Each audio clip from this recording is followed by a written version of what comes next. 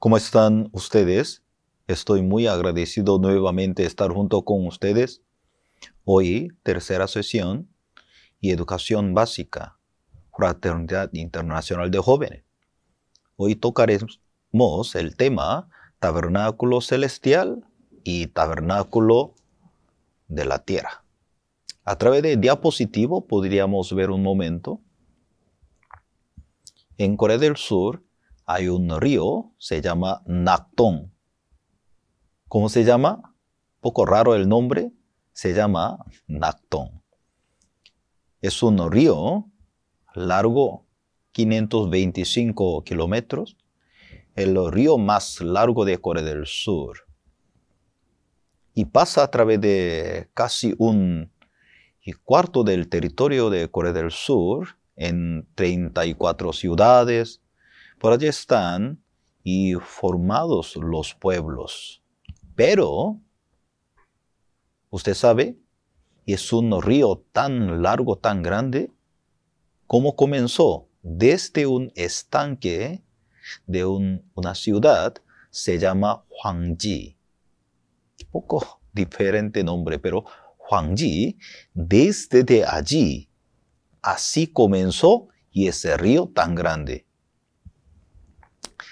Amigos,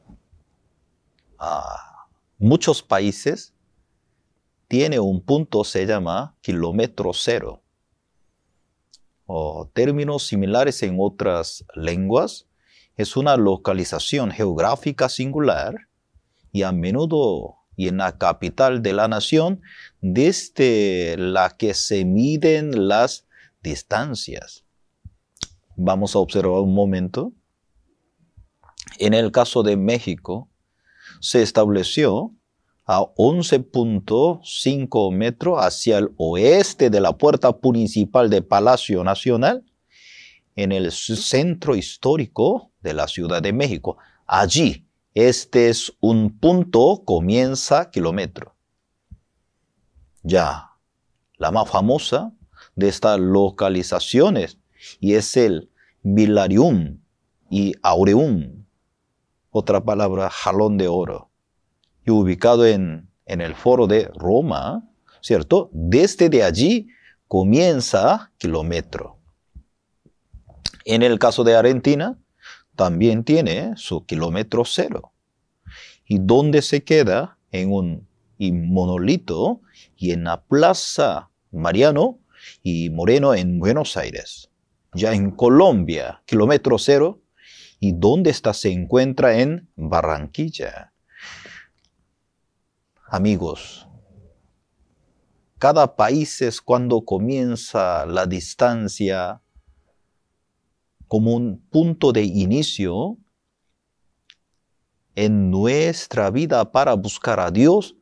También hay un punto de inicio muy importante que se llama el arrepentimiento. Por eso, San Marcos capítulo 1, el versículo 15 dice, diciendo, el tiempo se ha cumplido, el reino de Dios se ha acercado, arrepentíos y creed en el Evangelio.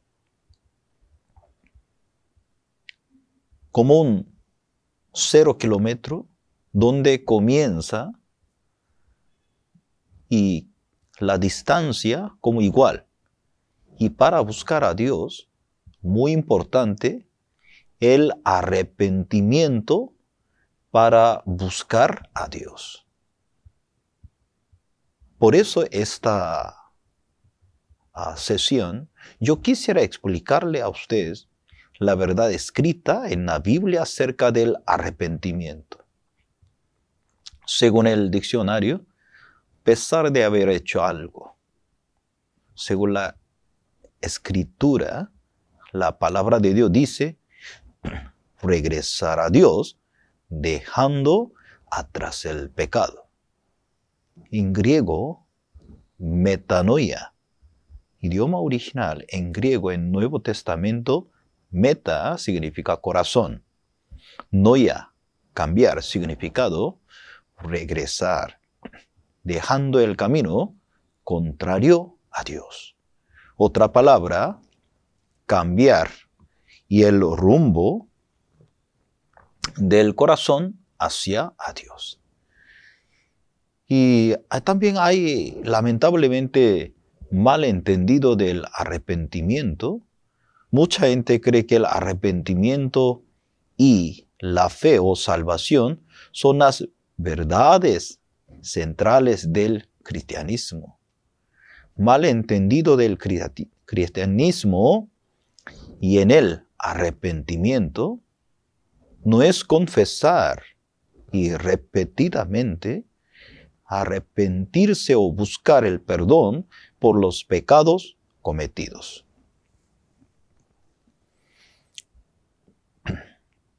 Y en la Biblia no se explica. La enseñanza principal de la Biblia es el arrepentimiento y la salvación. Luego, en el cristianismo, mucha gente malentendido sobre el arrepentimiento. Por eso nosotros queremos explicarle a los también amigos. Mucha gente piensa que pide perdón, cree que eso es el arrepentimiento, pero la Biblia dice, eso no es el arrepentimiento. Lamentablemente la gente piensa que si le pido perdón, Dios me limpiará mis pecados. La Biblia no está escrito en esa manera. Ahora nosotros podemos pensar una vez más. Arrepentimiento incorrecto y el discípulo de Jesús se llama Judas Iscariote y él vendió. Él pensaba que simplemente iba a vender Jesús a la mano de personas, pero a través de esas situaciones, cuando el Señor ya fue detenido, y él estaba yendo y a la cruz, y él que tenía remordimiento y condenación. ¿Por qué yo hice? ¿Qué hice yo? Luego, él arrepentía del crimen cometido. Al final, ¿qué pasó? No se dio cuenta de su propia ser. Realmente Satanás le engañó. Satanás le engañó a él, pero él creía por sí mismo él había cometido este error. Amados, nuestro Señor Jesucristo nos explica qué es el arrepentimiento verdadero. Y tómame como a uno de tus jornaleros. Ya sabemos muy bien sobre el hijo pródigo. Antes de llegar a la casa de su padre, tenía miedo. Según su conciencia humana, él estaba diciendo, tómame como uno de tus jornaleros. Por favor, perdóname. Ya no soy su hijo. Pero en el corazón del padre no quería ver su defecto, su debilidad. El corazón del padre solamente quería recibirlo. El arrepentimiento de su hijo, que es realmente reconocer su origen delante de su padre. No es pedir perdón, pero algunas personas están entendido mal. Y ahora, arrepentimiento que dice Jesús sobre el hijo pródigo, que es realmente ya corazón que cree en sí mismo. Desde de allí tiene que cambiar, arrepentirse. Esto es la desobediencia. Luego se da cuenta de su propia maldad y pecado. Tercero, regalo de Dios nos da. Y cuarto, renacer, recibir una nueva vida, unión con Dios nuevamente. Muy importante el arrepentimiento. No es pedir perdón, reconocer, como el hijo pródigo. No tengo la esperanza en mí. Yo necesito solamente tu gracia, tu misericordia. Nada bueno en mí. Reconocer su origen. Pero Judas Iscariote solamente quería pedir perdón sus errores ante Dios. No quería reconocer su origen delante de Dios. Ahora vamos a ver un momento sobre el arrepentimiento de Pedro. Él también negaba a Jesús. Él también maldecía a Jesús.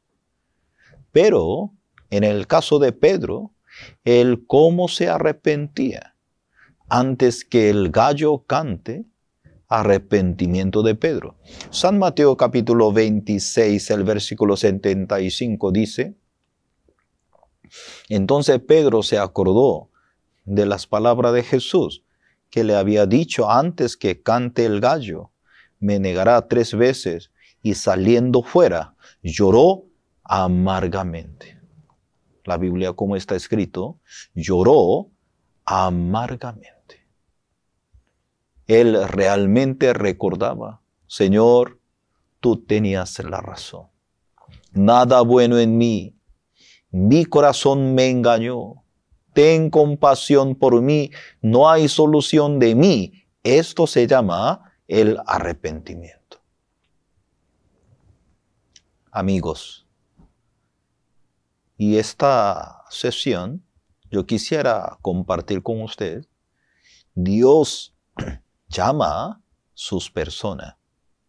Había un hombre, se llamaba Abraham. Dios lo llamó. Dios lo sacó desde su pueblo Ur de Caldea hasta a la tierra de Canaán. No solamente Abraham, Dios tiene propósito para la vida de usted también. Desde su pueblo Ur, a través de Harán, al final llegó a la tierra de Canaán, la tierra de y promesa. Abraham salió, pero no sabía hacia dónde va, pero él creía en Dios, marchaba, caminaba por la fe. Dios no se ve, pero que Él existe, Él se manifiesta por la promesa de Dios. Dios le habló. Un día lo sacó Abraham de su tienda. Abraham, mira ahora los cielos, cuenta las estrellas, si las puede contar. Así será tu descendencia. Abraham, cuando escuchó la promesa, sí, Señor, así será mi descendencia. Por la fe, él aceptó. Por medio de esa promesa de Dios, Dios trabajaba continuamente. El pueblo de Israel estuvo y en la esclavitud en Egipto a través de la Pascua, y el pueblo de Israel ya podía salir del Egipto. Ellos experimentaban cómo Dios estaban y abrieron el Mar Rojo. Dios había preparado un camino escondido bajo el mar. A través de la Pascua, a través de pasar por el Mar Rojo, Dios tenía su ruta guiarlo. Amados, amigos, no solamente para el pueblo de Israel, para su vida también, Dios habrá preparado un camino. Por eso, Dios quiere llevar ustedes en el camino de Dios. El pueblo de Israel con esa ruta, ellos salieron durante 40 años, estuvieron en el desierto para despojarse y negarse. Luego, ellos entraron a la tierra de Canaán. Un día, cuando ellos estuvieron en el desierto, En el monte Sinai, Dios lo llamó. Moisés, yo voy a entregar la ley de Dios para que tú puedas recibir, puedes tener. Y esa palabra para ver su corazón, sus pecados delante de Dios. 2 tablas de piedra que Moisés recibió en la montaña de Sinaí. Y antes de nacer Jesucristo, 1491. ¿Cuál es el propósito que Dios le permitió la ley? Es muy fácil, está escrito, ya que por las obras de la ley ningún ser humano será justificado delante de él, porque por medio de la ley es el conocimiento del pecado. El propósito de la ley no para cumplirla, para reconocer realmente cómo el humano está muerto ante Dios. Hermanos amados, creer en Dios no es un acto de la religión. Dios quiere entregarnos las cosas celestiales a la vida de ustedes. Ya usted está viendo el tabernáculo. ¿Cuál es el propósito del tabernáculo? Es un sitio Dios había permitido al pueblo cómo podía recibir el perdón del pecado por medio del sacrificio. Alguna persona hoy en día está pensando, yo tengo el pecado, ¿cómo yo puedo solucionar? Yo voy a llorar, yo voy a ofrendar, yo voy a sacrificar para presentarme ante Dios. La Biblia, como menciona, no es eso. La palabra de Dios menciona, a través del sacrificio por su pecado, usted puede recibir el perdón del pecado delante de Dios. El pueblo de Israel siempre, ellos caminaban alrededor del tabernáculo durante el viaje. Muy interesante, eso menciona cristocéntrico. ¿Alguna persona conoce a Dios? El Espíritu Santo va a trabajar en su vida. Espíritu de Dios va a establecer Cristo en nuestra vida. Nuestra vida, ¿cómo llegará? Cristocéntrico. Siempre el pueblo de Israel como un reflejo de la vida de nosotros, después de haber salido de Egipto, y ellos no andaban cada lado, cada uno, de ninguna manera. Siempre su vida estaba alrededor del tabernáculo. Aquí estamos viendo una imagen y alrededor hay levitas según su tribu, luego las casas bien organizadas. Yo no tengo la duda, si usted conociera el amor de Cristo, el Espíritu de Dios va a organizar su vida. Pero muy interesante, acaba usted ver, y el tabernáculo, Hebreos capítulo 5, Hebreos 8, el versículo 5 dice, los cuales sirven a los que es figura y sombra de las cosas celestiales. Como se le advirtió a Moisés cuando iba a erigir el tabernáculo diciéndole, mira, haz todas las cosas conforme a lo modelo que se te ha mostrado en el monte. La Biblia, como está mencionando, es figura, sombra de las cosas celestiales.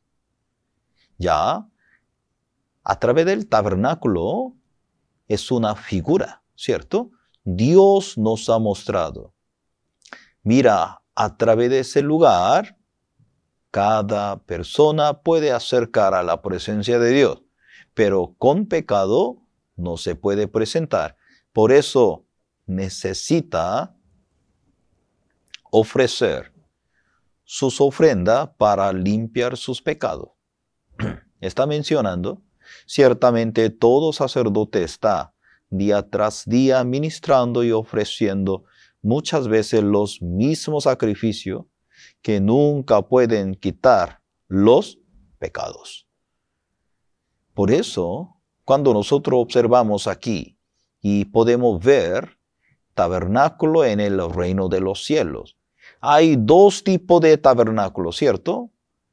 Solamente de la tierra también hay otro tabernáculo, por el más amplio y más perfecto tabernáculo, no hecho de mano, es decir, no de esta creación, sino por su propia sangre, entró una vez para siempre en el lugar santísimo, habiendo obtenido eterna redención. Muy interesante. Amados amigos, la Biblia no quiere hablar sobre la moralidad. La Biblia nos explica cómo está su vida interior delante de Dios. Por eso es muy importante leer la Biblia, saber la Biblia. En la Biblia hay dos tabernáculos, el tabernáculo terrenal, el tabernáculo celestial. Pero el tabernáculo terrenal es una figura, es una sombra del verdadero. ¿Verdadero dónde está? Arriba. Para usted también Dios quiere entregar el tabernáculo celestial para que usted sea libre. ¿Usted cómo puede entender que Dios limpió todos sus pecados por medio del sacrificio de Jesucristo? Ahora nosotros estamos viendo la ubicación, los utensilios importantes en el tabernáculo. Pero aquí ya nosotros estamos viendo ahora a la izquierda, desde allí comienza el testimonio del arca de Dios. Eso es un lugar santísimo y luego lugar santo que hay, el candelero de oro, el altar del incienso, la mesa del pan. Y en el patio, la fuente de bronce y luego el altar del holocausto. Pero cuando nosotros observamos, muy interesante, ¿cuál es la razón? Dios había preparado diferentes utensilios para nosotros. Ahora, la palabra de Dios nos habla. El tabernáculo, los instrumentos, y está ubicado, ¿qué significa? Según la cruz. La cruz incluye tiempo pasado, presente y el futuro. Y la cruz, ¿cómo funciona? Patios, lugar santo y lugar santísimo. Cuando nosotros continuamente, muy interesante, si usted leyera en el Éxodo capítulo 25, ya desde capítulo 25 que estaba, y arca de pacto de Dios, ¿dónde estaba el lugar santísimo? Luego capítulo 26 menciona lugar santo. 27 menciona sobre patio. Normalmente cuando una persona menciona alguna casa o algunas situaciones, la gente normalmente comienza el patio, sala, lugar, ¿no? Habitación principal. Pero ¿cuál es la razón que la Biblia Dios está mencionando? ¿Por qué cuando menciona sobre el tabernáculo, desde en Éxodo capítulo 25 menciona el tabernáculo, primero Dios que mencionaba? El arca de pacto de Dios. Y luego capítulo 26 menciona sobre el lugar santo. Luego capítulo 27 menciona sobre el patio del tabernáculo. ¿Eso qué significa? Dios se levantaba desde su trono de la gracia y estaba pasando por su sala. Dios está llegando al patio para esperar los pecadores para recibirlo. Amados, ¿eso qué significa en eso? Salmo 103, el versículo 8 menciona, misericordioso y clemente es Jehová, lento para la ira, grande en misericordia. No contenderá para siempre, ni para siempre guardará el enojo. Salmo 103, el versículo 9. Ya 11 porque como la altura de los cielos sobre la tierra, engrandeció su misericordia sobre los que le temen. Cuánto está lejos el oriente del occidente, hizo alejar de nosotros nuestras rebeliones. Nosotros, ¿cómo miramos nosotros mismos? Grande. Pero Dios mira diferentes formas. Por eso aquí, Salmo 103, el versículo 14, porque Él conoce nuestra condición, se acuerda de que somos polvo. ¿Qué dice la Biblia usted? Polvo. La palabra menciona al humano, somos polvo. Amados, ahora nosotros estamos viendo y el tabernáculo desde afuera. ¿Quién podrá pensar? ¡Wow! Es un lugar tan sencillo, tan simple. No hay ninguna atracción. ¿Cómo podrá estar la presencia de Dios? Mucha gente podrá tener duda y el pensamiento. Si una persona obviamente se quedará y afuera del tabernáculo mirará allí, no podría ver este lugar. Lleno de oro, lleno de plata. Obviamente ya nosotros sabemos muy bien. Y usaban más 3 toneladas de plata, 1 tonelada de oro, 4 toneladas de cobre. Ahora nosotros se llama la casa de oro. ¿Cuál es el problema en nuestra vida? La situación, la circunstancia no es el problema en nosotros. El problema verdadero en nuestra vida, no hay gloria de Dios, no hay gracia de Dios. Casa de oro, el tabernáculo, estaba lleno de oro, lleno de plata, lleno de cobre. Realmente usted y yo tenemos la dificultad no por las situaciones, verdaderamente estamos alejados de la gracia de Dios, alejados de la gloria de Dios. Esto es el problema. Por eso la Biblia nos explica a usted cómo puede recibir el perdón del pecado. En Levítico capítulo 4 menciona una persona común. Cuando comete el pecado, ¿usted cómo podría ser liberado de este pecado? Naturalmente, el humano busca a Dios.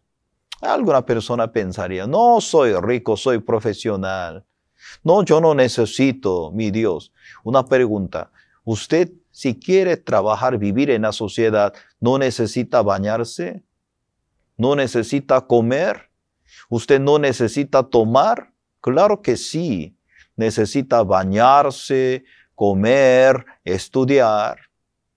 Adorar a Dios es una necesidad, no es una religión, es una necesidad.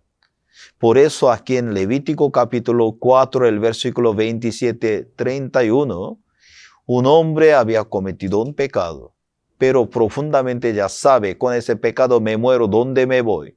Y por eso, a través de la palabra de Dios, como si fuera un manual, nos explica.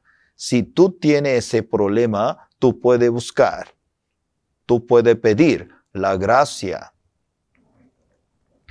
Aquí, Levítico capítulo 4, el versículo 29, pondrá su mano sobre la cabeza de la ofrenda de la expiación y la degollará en el lugar del holocausto.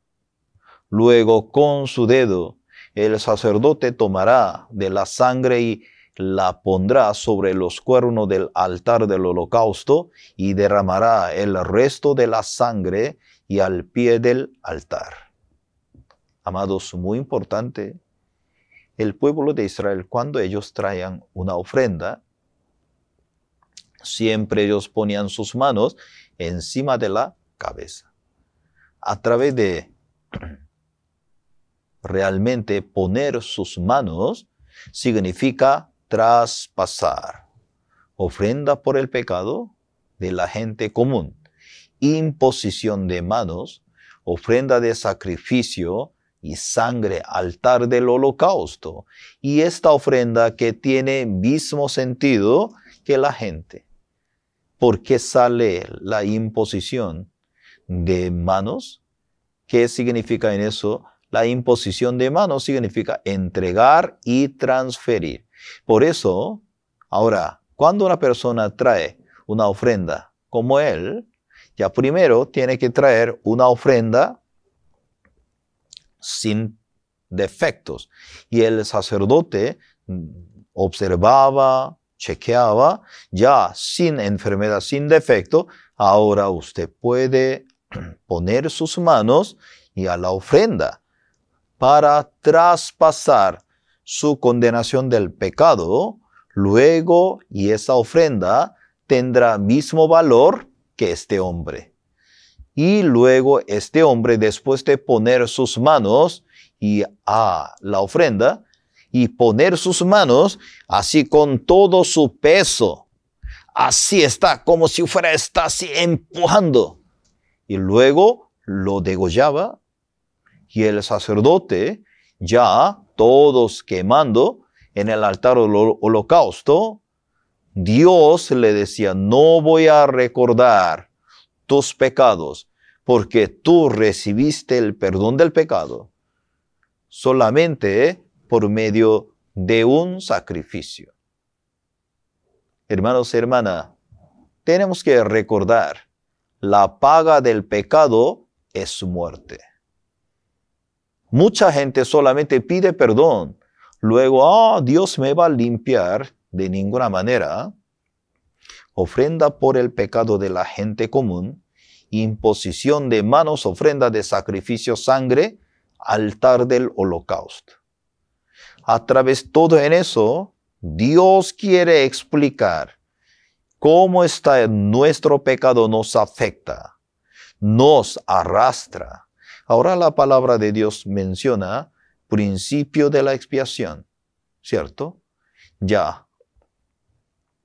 A través de eso nos habla claramente porque la paga del pecado es muerte. Sí o sí tiene que pagar. Pero Dios no quería que usted fuera a ir al infierno, por eso Dios había preparado una ofrenda para usted. En vez de usted que recibiera la condenación, en vez de nosotros que se muriera. Y muy interesante, aquí dice, el pecado de Judá escrito está en el cincel del hierro y con punta de diamante esculpido está en las tablas de su corazón y en los cuernos de sus altares. Y esto es el altar del holocausto, nosotros podemos ver dónde le entregaba el sacrificio. Amados amigos, ya cuando la persona comete los pecados, ya sus pecados, sus condenaciones están registrados de Dios en dos lugares. Uno es cuernos del altar del holocausto, otro es tableta de su corazón. ¿Cómo usted puede limpiar y borrar todos sus pecados? Por medio de sacrificio de Jesucristo. Imagínese.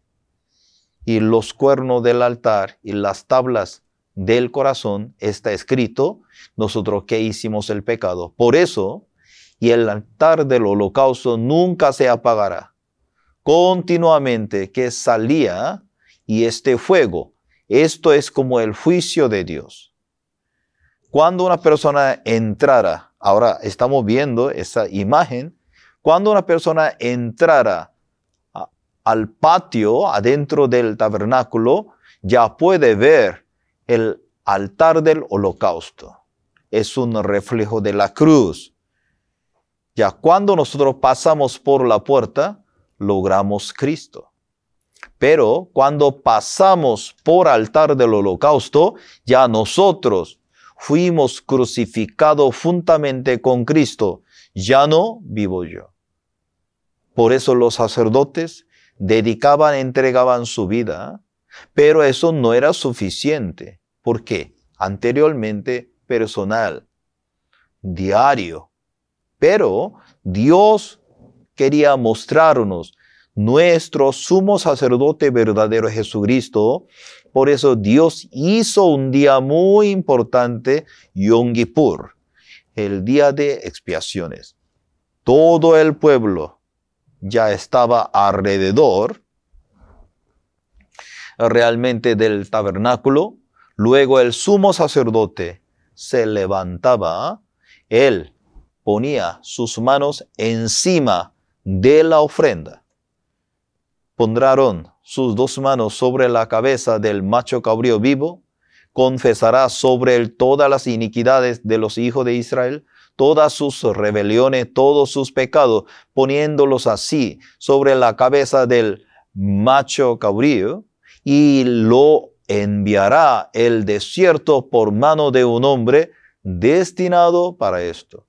Y aquel macho cabrío llevará sobre sí todas las iniquidades de ellos y a tierra inhabitada, y dejará ir el macho cabrío por el desierto. Ya, vamos a pensar un momento. Acaba usted de hablar de una persona cuando comete los pecados. Personalmente, cada ofrenda traía, le sacrificaba. Uy, muy difícil. Ahora, Levítico capítulo 16, Dios nos mostró una vez al año. ¿Puede limpiar todos sus pecados? Usted puede entregar su condenación a una ofrenda. Esta ofrenda del pecado morirá. Cuando nosotros creemos en eso, cuando la ofrenda murió, yo también murió. Así está hablando. Amados, la Biblia no es un libro común, no es como un cuento para niños, para la gente. La Biblia tiene el poder. La Biblia ya sabe usted cómo puede recibir esa gracia de Dios. Ahora aquí, Levítico capítulo 16. Cuando el sumo sacerdote, ellos preparaban un macho cabrío, uno es para sacrificar, otro es para enviar al desierto. Ya el sumo sacerdote, él es un representante del pueblo de Israel. Y entonces ellos prepararon. Entonces, un macho cabrío para enviar al desierto, otro macho cabrío para recibir el sacrificio y morir por el pecado de ellos. Por eso Levítico capítulo 16 es un capítulo muy importante, porque el día de expiación para el pueblo de Israel, hoy en día para nosotros también. El versículo 34. Y esto tendréis como estatuto perpetuo para hacer expiación una vez al año por todos los pecados de Israel. Una vez al año. Y entonces el sumo sacerdote preparaba 2 machos cabríos en frente de todo el pueblo de Israel. Ahora ponía sus manos y luego traspasaban toda la maldad del pueblo, y a 2 machos cabríos, uno es morir, ser sacrificado, otro es realmente estaba ya dejando su vida. Ahora, ellos, antes de comenzar el día de expiación, ellos tenían que entrar al lugar santísimo, pero con el pecado no podía presentar ante Dios. Primero él preparaba su becerro para limpiar sus pecados personal, y luego el sumo sacerdote podía ayudar a otras personas. Ahora nosotros estamos viendo el sumo sacerdote cómo estaba sacrificando realmente ya para presentarse ante Dios. Ya hay otro macho cabrío enviar, ¿cierto?, a sacer, ¿cierto? El lugar santísimo y la sangre muy importante, y aquel macho cabrío llevará sobre sí toda la iniquidad de ellos a tierra inhabitada, ¿cierto? Y dejará ir al macho cabrío por el desierto. Y entonces lo llevaban y lo dejaban. Entonces ese macho cabrío estaba llevando toda la condenación del pecado. Amados, ahora nosotros estamos dando mucha importancia sobre ofrenda, sacerdote, imposición de manos y sacrificio de la sangre. A través de en eso podía ser perdonado sus pecados. Una persona y está llevando y por medio de realmente la imposición de mano y llevando un lugar ya inhabitable. Pero otro, ya nosotros también, sacerdote, sumo sacerdote, ponía 8 machos cabríos, con ¿cómo hacen? Entraba al lugar santísimo, rociaba la sangre encima de propiciatorio. Pero todo esto es un reflejo. Ahora, amados, ya Dios había preparado un hombre, se llamaba Juan. Él, a través de su padre Zacarías, también Zacarías era también sacerdote, y de la clase de Abías, como descendencia directa de realmente Aarón para ellos. Y entonces, y él tenía, ¿cierto? Y su hijo, y se llamaba Juan. La Biblia, ¿qué dice? De cierto os digo, entre los que nacen de mujer no se ha levantado otro mayor que Juan Bautista, pero el más pequeño en el reino de los cielos mayor es que él. Ahora Mateo capítulo 11, el versículo 11, ¿cómo está mencionando? ¿Cierto? Entre los que nacen de mujer no se ha levantado otro mayor que Juan el Bautista. Cuando su padre, su madre tenían cierta edad, humanamente no podía tener, pero Dios le entregó Juan el Bautista. Porque Dios había preparado un hombre para recibir Jesucristo. Un día, San Mateo capítulo 3, el versículo 15, Jesucristo se presentó ante Juan el Bautista. Deja ahora porque sí conviene que cumplamos toda justicia. Porque al principio, cuando Juan el Bautista, cuando miraba, uy, yo no puedo dar bautizo, porque tú me tienes que dar. No, porque sí conviene que cumplamos toda justicia. Por fin, Juan el Bautista ponía sus manos al Señor cuando le bendecía. Ya todos nosotros nos descarriamos como ovejas, cada cual se apartó por su camino, mas Jehová cargó en él pecado de todos nosotros. Nuestro Señor Jesucristo vino a este mundo como un Cordero de Dios. Y él recibió toda la condenación del pecado. Y luego al día siguiente, Juan el Bautista, como está diciendo, el Cordero de Dios, que quita el pecado del mundo a través del sacrificio, a través del Cordero de Dios. Dios nos explica Jesucristo como sacrificio de Azazel. Una ofrenda perfecta y limpia, nuestro Señor Jesucristo vino como Cordero de Dios. Ya muy interesante, Azazel, y que fue abandonado en la cruz por Dios. Amados, nosotros tenemos esa bendición de Dios tan grande. Mucha gente piensa, ¿no? Desde nacer yo tengo el pecado, pero la palabra de Dios dice, este pecado entró. No tiene que ser engañado.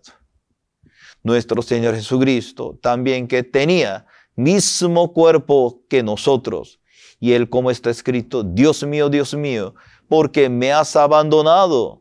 Porque dice, yo soy como Azazel, porque me has abandonado. Podría crucificarlo y matarlo porque ha sido abandonado. Muerte.